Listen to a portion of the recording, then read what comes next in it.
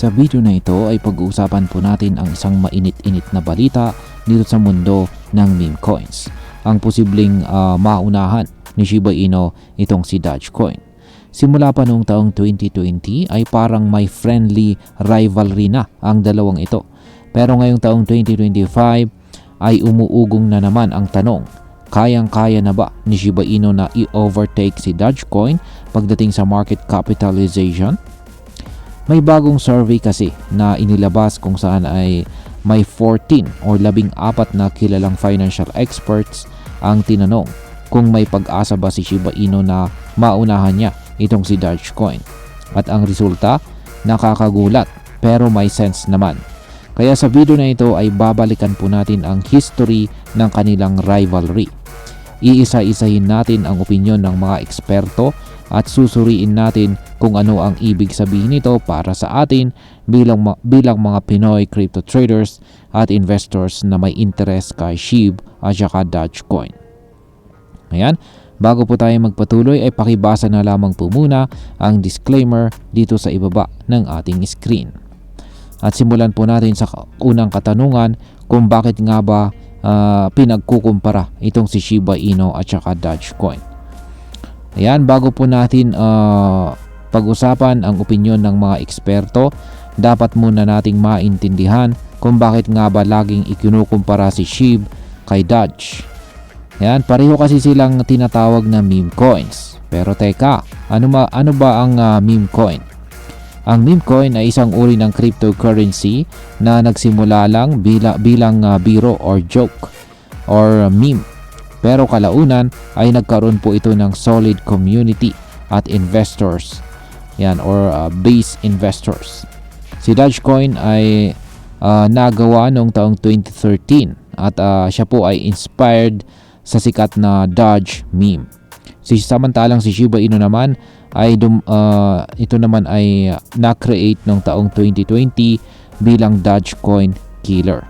Kaya mula pa noon ay automatic na silang naging magkaribal.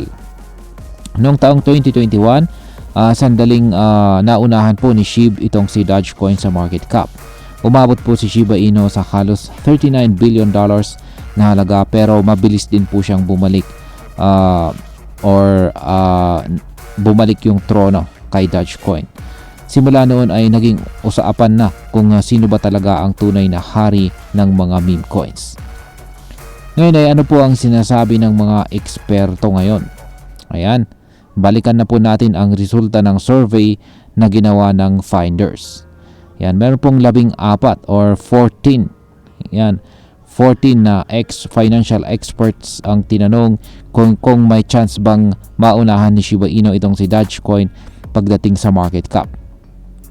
Ayan, at ang naging resulta dito ay 79% po ng mga eksperto ang nagsabing hindi kailanman maaabot ni SHIB ang market cap ni Dogecoin. 14% naman ang hindi sigurado at 7% lang ang naniniwalang posible itong mangyari, at ayon po sa kanila ay pwede itong mangyari sa taong 2026 or next year. Sa madaling salita, halos lahat po ng mga eksperto ay hindi naniniwala na kayang lampasan ni Shiba Inu si Dogecoin sa market cap, kahit pa may suporta ito mula sa napaka-aktibong community. Ngayon ay bakit po sinasabi ng mga eksperto na mahirap itong mangyari? Ayan, isa po sa mga pinaka-importanting dahilan ay ang token supply ni SHIB. Ayon po kay Dr. Satvik Vishwanath. Ayan, Dr. Satvik Vishwanath, siya po ang CEO ng Unocoin.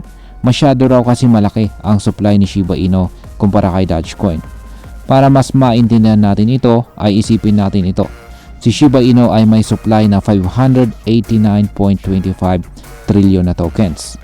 Samantalang si Dogecoin ay may supply naman na nasa 148.82 billion tokens. Kaya in comparison, si SHIB ay may trillion, samantalang si Dogecoin ay billion. Kaya ibig sabihin ay kahit pa tumaas ang presyo ni SHIB, mahirap pa ring makuha ang parehong market cap ni Dogecoin dahil sa sobrang dami ng token na umiikot sa market. Kailangan sobrang laki ng price increase ni SHIB para magawa niyang pantayan or maunahan si Dogecoin. At dahil dito, nagiging speculative masyado si SHIB, meaning maraming hype pero kulang pa sa fundamental value. Ngayon ay ano naman po ang kasalukuyang kalagayan ni SHIB at Dogecoin ngayon?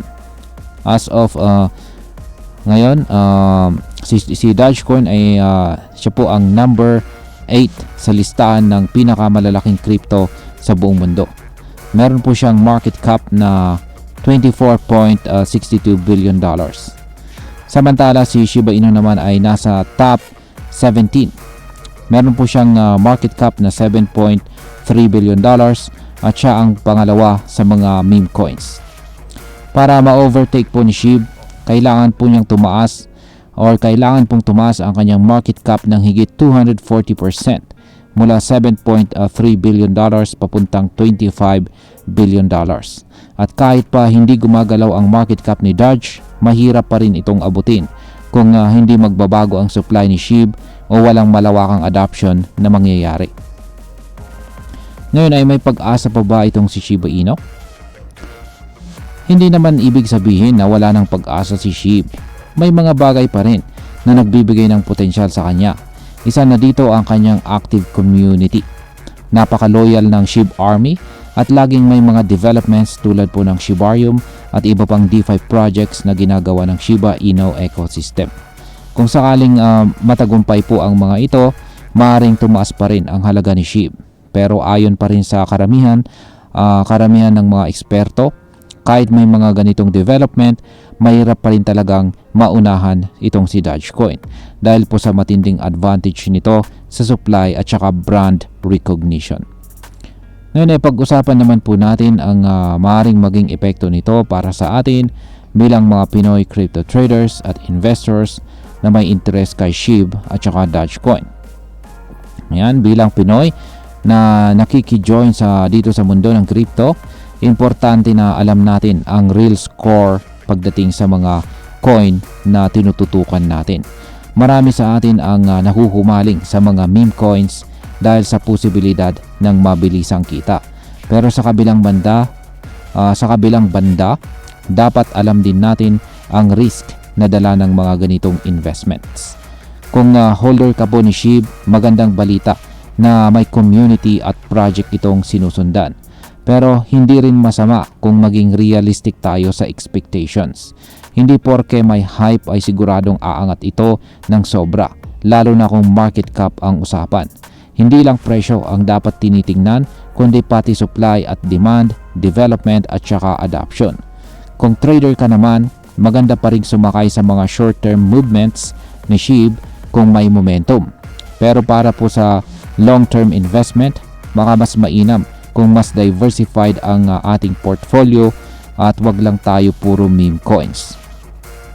Ayan, bilang panghuli ay ang masasabi ko naman dito ay ang rivalry nitong si SHIB at Doge ay hindi lang tungkol sa kung sino ang mas sikat o mas mahalaga.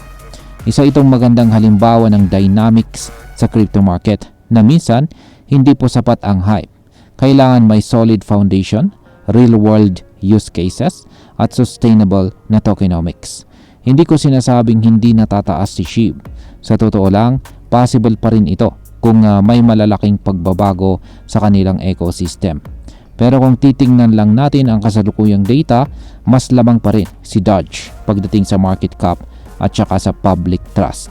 Ang mahalaga bilang mga investors at traders, maging matalino po tayo sa ating mga desisyon. Wag po tayong basta bili ng bili dahil lang sa to the moon na hype. Magbasa po tayo, magsaliksik at saka alamin ang totoong kalagayan ng bawat coin na pinapasok natin. At ayan, hanggang dito na lamang po tayo sa video na ito mga ka-crypto. Marami pong salamat sa panonood. Ingat po tayo lagi at God bless po sa ating lahat.